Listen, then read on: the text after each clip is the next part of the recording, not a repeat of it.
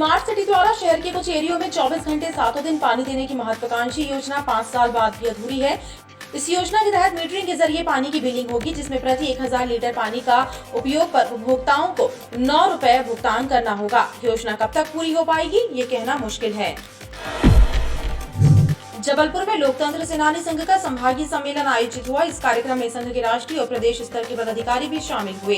इस अवसर पर वक्ताओं ने नई युवा पीढ़ी को दिशा देने के लिए अपने विचार प्रस्तुत किए।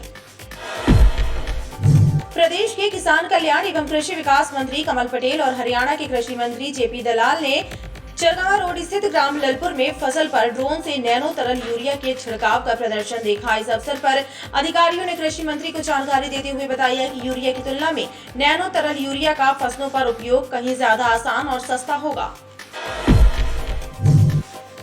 जिले में डेंगू का प्रकोप अब कम होता जा रहा है, लेकिन आगामी 15 दिनों तक पूर्णतः सावधानी बरतने की सलाह स्वास्थ्य विभाग के अधिकारियों ने आम जनता को दी है। स्वच्छता अभियान के तहत कराए जाने वाले कार्यों का मेंटेनेंस नहीं कराया जाता है, जिसकी वजह से शहर की तस्वीर और तकदीर नहीं बदल पा रही है। सड़क किनारे नगर निगम द्वारा बनाए गए टॉयलेट्स बदहाल हैं, जिनकी वजह से पूरा शहर बदसूरत नजर आ रहा है।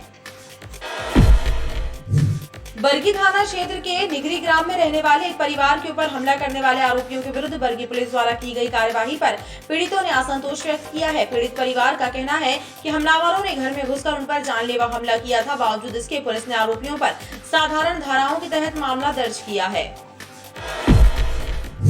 मेडिकल कॉलेज के दीनदयाल रसोई में भोजन करने वालों को अब शीतल और शुद्ध पेयजल मिलेगा। एक समाज सेवी संस्था ने यहां वाटर कूलर डोनेट किया है। साथ ही आगे भी इस तरह की मदद करने का भरोसा दिलाया है।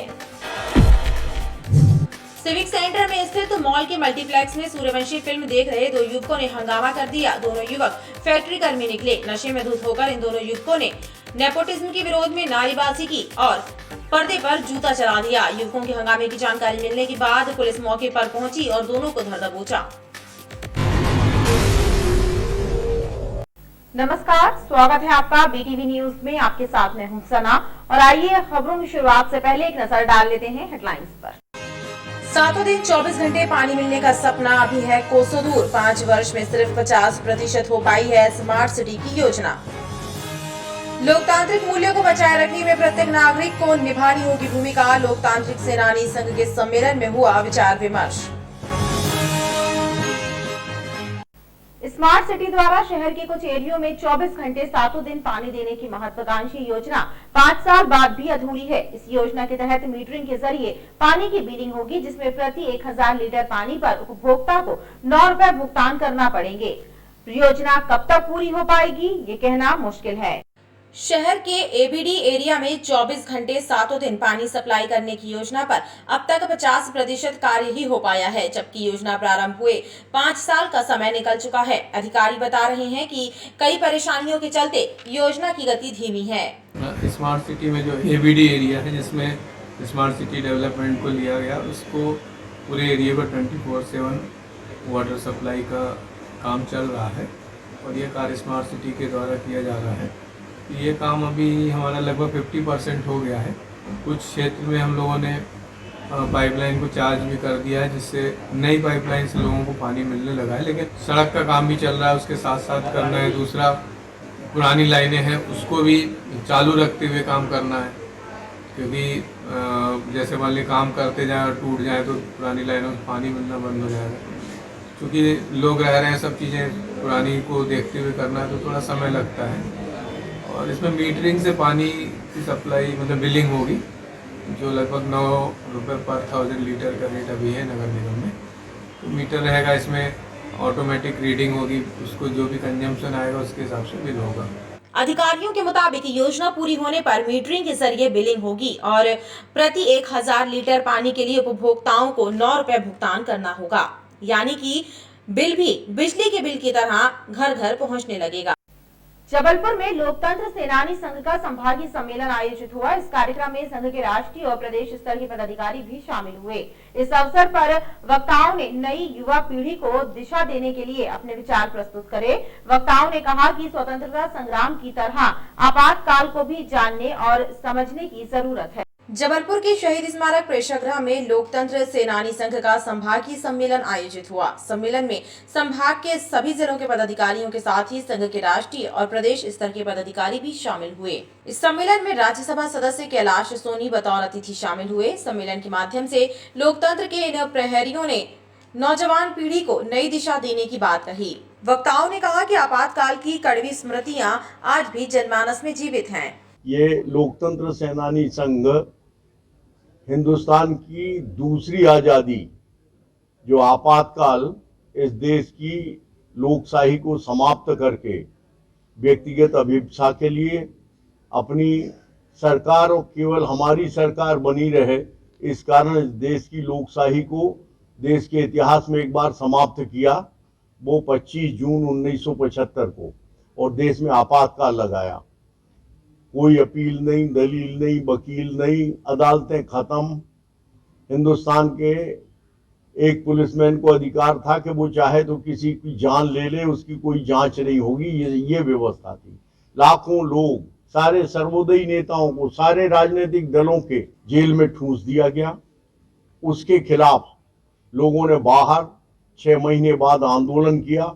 अंतर्राष्ट्रीय न्यायालयों में ये विषय उठाया गया और इसके परिणाम स्वरूप देश में पुनः लोकशाही स्थापित हुई।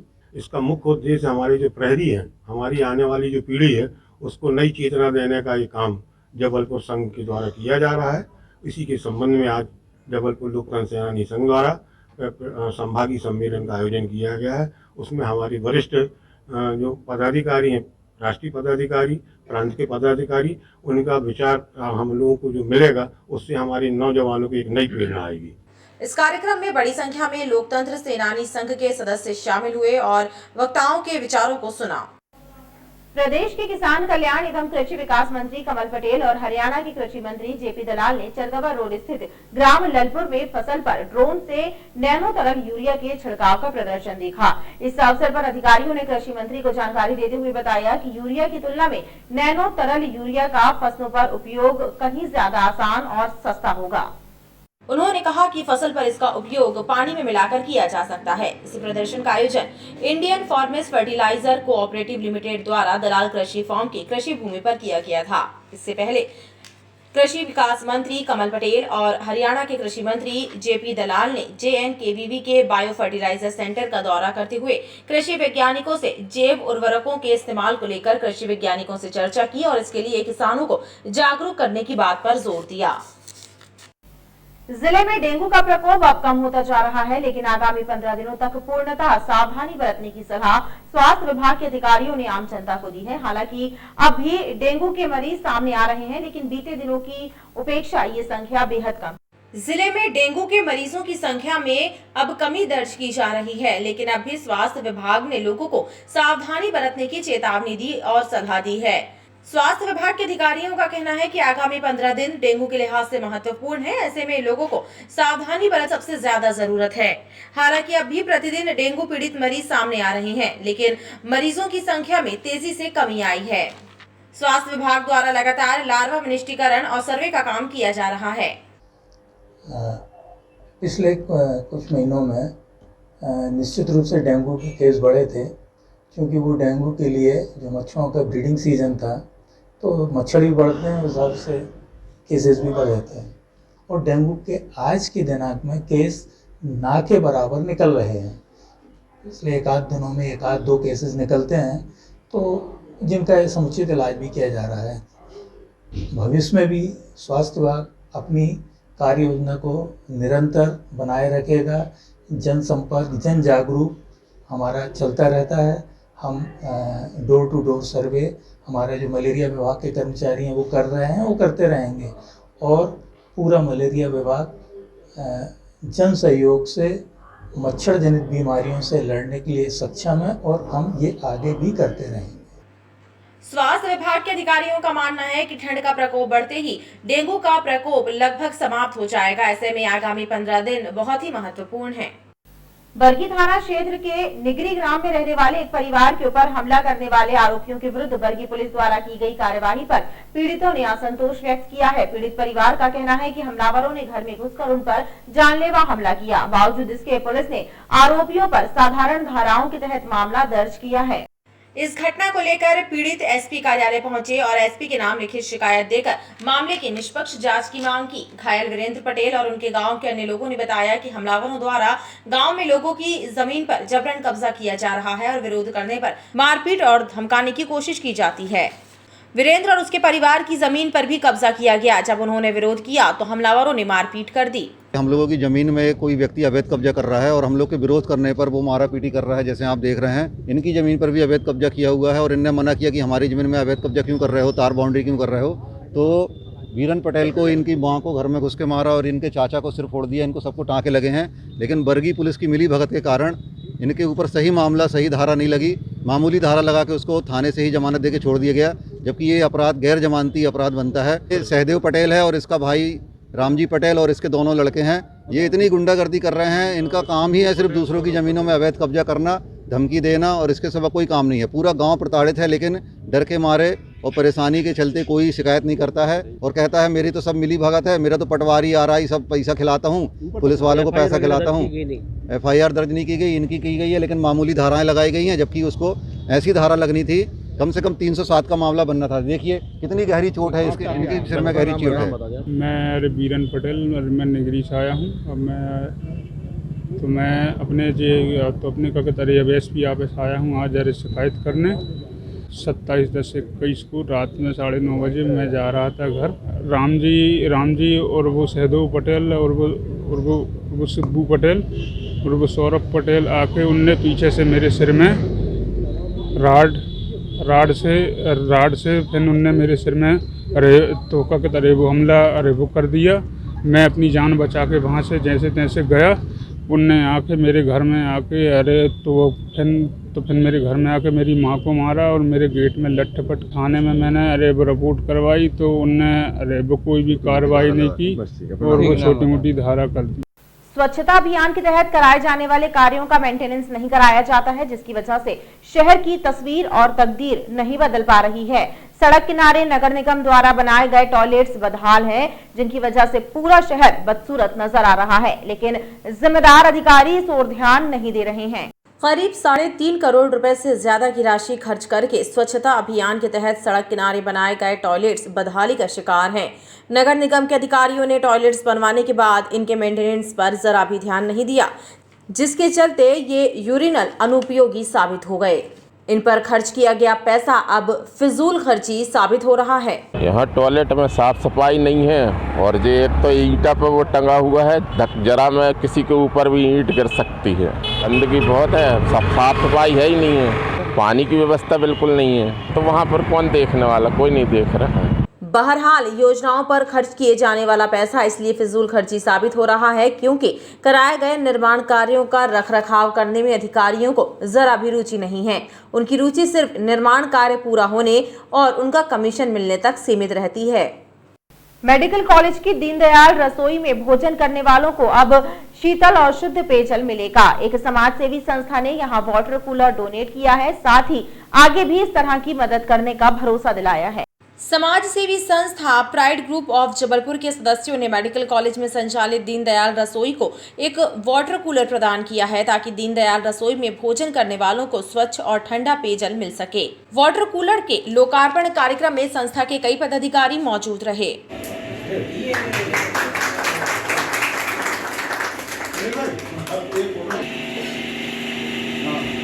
हम लोग जो यहाँ के जो मरीज और उनके अटेंडेंट हैं, उनको शीतल जल जो है वो हम लोग मुहैया करा सकें और इस सेवा कार्य में हम लोगों को उन्होंने मौका दिया, उसके लिए मैं उनका बहुत बहुत धन्यवाद करता हूँ। 8 साल से हम लोग जो है अलग अलग जगह पे जहाँ पे इस चीज़ की आवश्यकता होती है वो हम लोग वाटर कूलर वहाँ पे प्रदान करते हैं। मैं अपने सभी मेंबर्स का शुक्रिया अदा करता हूँ कि वो समय निकाल कर इस प्रोजेक्ट के लिए आए और उन्होंने अपना समय दिया, और उम्मीद करता हूँ कि मयूर भाई और उनकी टीम और मेरे मेंबर्स इसी तरह के जो कार्य हम लोग करते हैं उसमें हमेशा सहयोग करते रहेंगे। जय हिंद, जय भारत। स्वयंसेवी संस्था के सदस्यों ने दीनदयाल रसोई चला रहे लोगों को भरोसा दिलाया कि मदद का यह सिलसिला आगे भी जारी रहेगा। सिविक सेंटर में स्थित मॉल के मल्टीप्लेक्स में सूर्यवंशी फिल्म देख रहे दो युवकों ने हंगामा कर दिया। दोनों युवक फैक्ट्री कर्मी निकले। नशे में धुत इन दोनों युवकों ने नेपोटिज्म के विरोध में नारेबाजी की और पर्दे पर जूता चला दिया। युवकों के हंगामे की जानकारी मिलने के बाद ओमती पुलिस मौके पर पहुंची और दोनों को दबोच लिया। तलाशी लेने पर पुलिस ने दोनों की जेब से एक चाकू भी बरामद किया। सिविक सेंटर स्थित मॉल के मल्टीप्लेक्स में सूर्यवंशी फिल्म का नाइट शो देखने पहुंचे दो युवकों ने रांझी समदड़िया कॉलोनी निवासी विद्याधर साहू और सर्रा पीपल निवासी रणधीर कुशवाहा ने हंगामा कर दिया। बताया जाता है कि दोनों नशे में धुत थे और दर्शक दीर्घा में बैठकर दोनों ने बॉलीवुड में चल रहे नेपोटिज्म को लेकर नारेबाजी की। इतना ही नहीं, पर्दे पर जूता उछाल दिया। अचानक दोनों युवकों की करतूत से फिल्म देख रहे लोग भौचक्के रह गए। उन्होंने ओमती पुलिस को जानकारी दी। पुलिस ने हंगामा कर रहे दोनों युवकों को दबोच लिया है। इनसे एक चाकू भी बरामद किया गया है। दोनों GIF कर्मी हैं। इनके विरुद्ध आर्म्स एक्ट सहित विभिन्न धाराओं के तहत प्रकरण दर्ज किया गया है। 5 और 6 की दरमियानी रात में समदड़िया माल में रणधीर कुशवाहा विद्याधर साहू दोनों रांझी के निवासी हैं। ये शो के दौरान वहाँ पर जूते चप्पल फेंक रहे थे, जिस पर पुलिस के द्वारा जाकर उनसे पूछताछ की गई, उनकी तलाशी ली गई। उनके पास कोई धारदार हथियार मिली, जिस पर दोनों आरोपियों के विरुद्ध 25 आर्म्स एक्ट के तहत मामला कायम किया गया एवं जुडिशियल रिमांड पर न्यायालय पेश किया गया। इस घटना को लेकर नाइट शो देखने पहुंचे दर्शकों को भी खासी परेशानी का सामना करना पड़ा। और खबरों का सिलसिला लगातार जारी रहेगा। आप देखते रहिए BTV न्यूज।